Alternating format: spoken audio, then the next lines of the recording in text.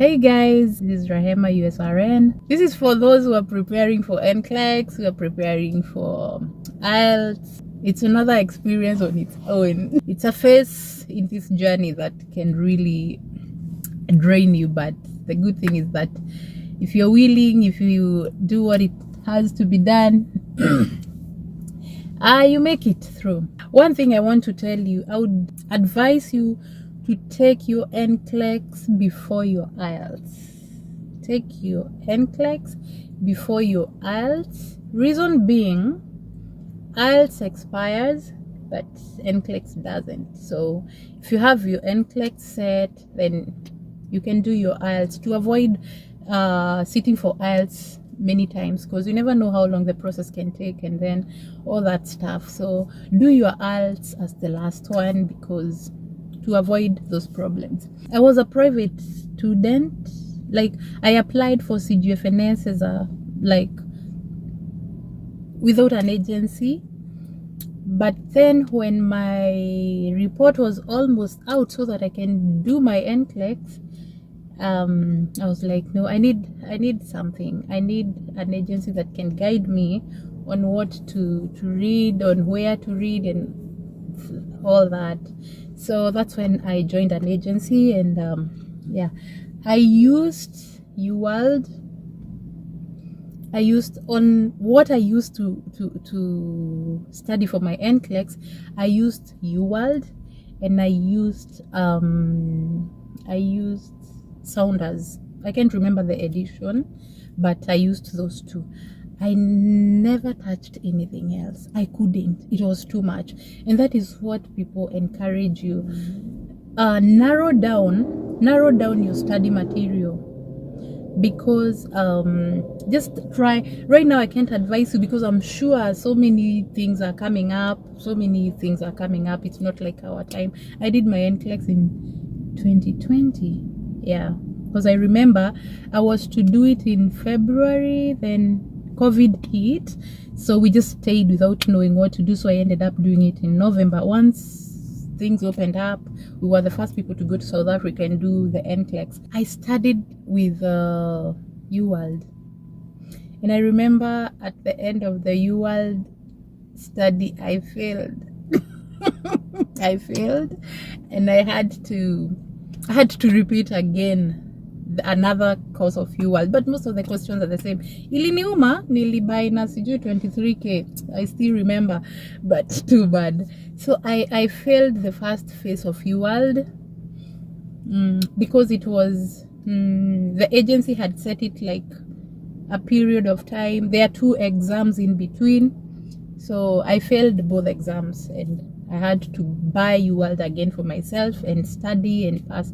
And by good luck, I passed the second phase. I studied really hard, and then I used the Sounders. There's a Sounders that has questions only, and there's a Sounders that has topics and questions with answers. It was so good for me. I loved it. I loved the Sounders.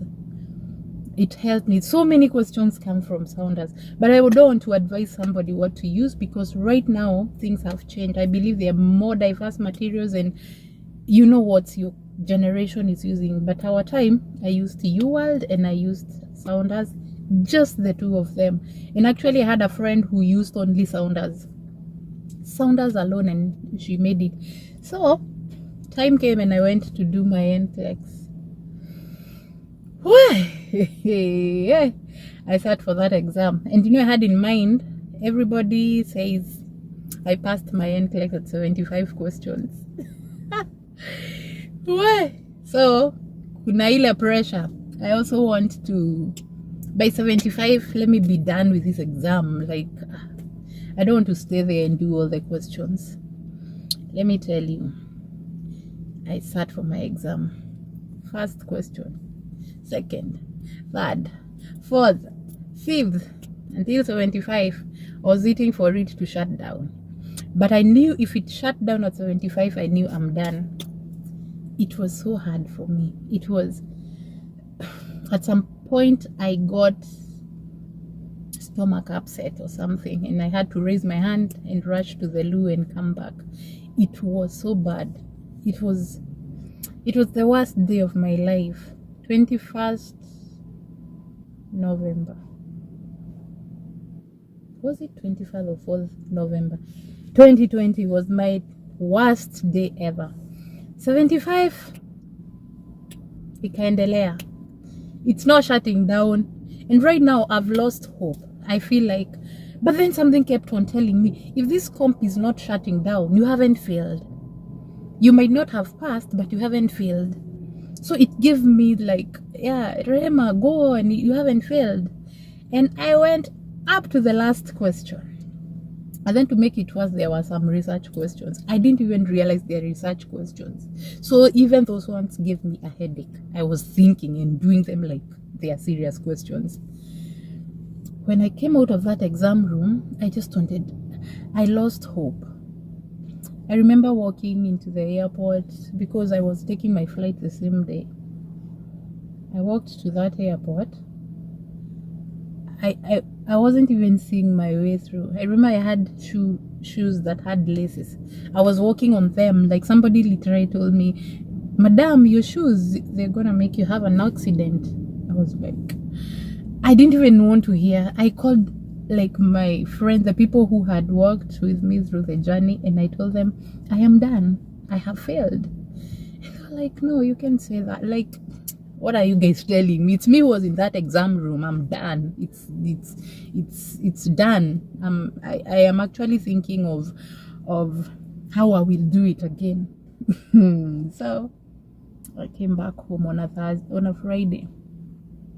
That Saturday, I think I came back home on a Friday morning, so the whole of that day I just slept. And then Saturday I woke up and prayed to God. I told him, I don't know my fate, but just do me one favor, just let me pass. But then in the back of my mind I was like, what am I even telling God? I know I've failed. But then I tell God, you know how much I studied. I really studied for my NCLEX, and I thought I'm going to have an exam. That's why I was telling you. Everybody says 75 questions, I was done. And then me there with 100 and what questions. How do you even pass? So I didn't check my results on Saturday. I didn't check my results on Sunday. I checked my results on Monday night. I stayed the whole weekend numb of pain. It was so painful for me because I don't think I had the courage to face the reality. But I passed. I passed at like I did all the questions, and I passed. So God names, so God is good, and if you put him like the charge of everything you do, he will surprise you in all areas. My IELTS, it's another one. I want to do IELTS. I started with speaking. I remember being told, there's a part you're told to say a story. You're given a scenario, then you're told to write down. I remember telling that lady, we boarded a matatu. So after that, I'm thinking, I said matatu. Matatu is Kiswahili, it's not even English, so I was done. And when I went for the writing and the listening and what, I remember that listening one, I lost track. And once you lose track on the listening exam, you're done. Like, you have lost track. So I remember I came back home crying. I literally cried. But when it came out, I got a baseline.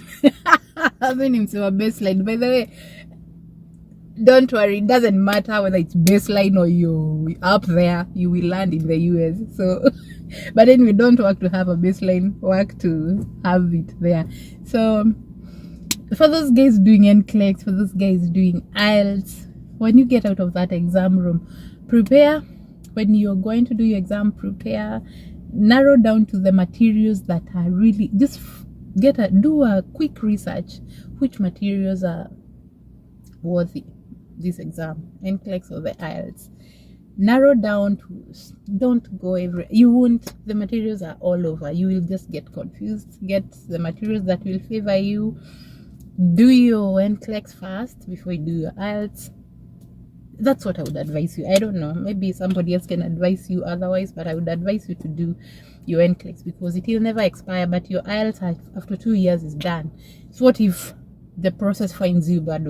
like, yeah, so you might be forced to repeat IELTS. So yeah, you can make it even with 100 and what questions in NCLEX, and you can make it even in that IELTS, because you were born to win. So go for it, prepare, and make God to be the lead, and you're going to make it. And this journey just starts with determination and a lot of sacrifice, and you're gonna get there. So yay, until next time, boy.